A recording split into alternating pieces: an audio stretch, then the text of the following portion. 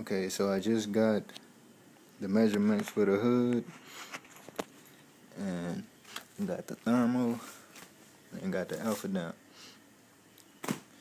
What I'm gonna do is I'm gonna use the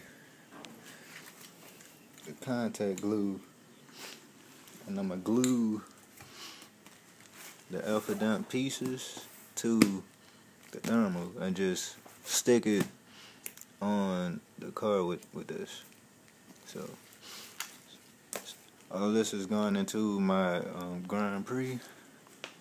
I also got the sound barrier. That's the Grand Prix over there, if you can see it.